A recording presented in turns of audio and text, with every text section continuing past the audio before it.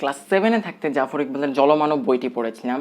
তখন এটা পড়ে এত ক্রিঞ্জি লাগছিল যে তখন মনে মনে বলছিলাম কি ভালো লাগছে। কিন্তু প্রায় 13 বছর আগে পুরো পৃথিবীতে যখন কৃত্রিম বুদ্ধিমত্তার উদ্ভব ঘটে, তখন এই বইয়ের একটা কনসেপ্ট আমার মাথার মধ্যে ক্লিক করে।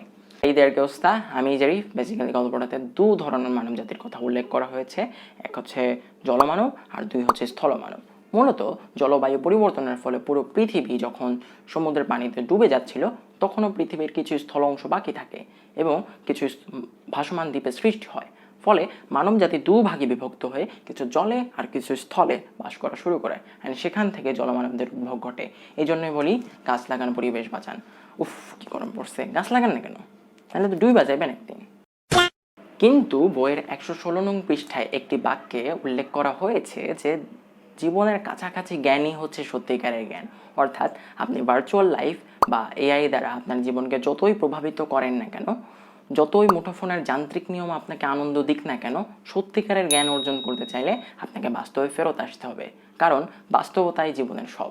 আর এরই সাথে আমি বইটিও পড়া শেষ করে ফেললাম। আপনাদের অসংখ্য ধন্যবাদ ভিডিওটি শেষ পর্যন্ত দেখার জন্য।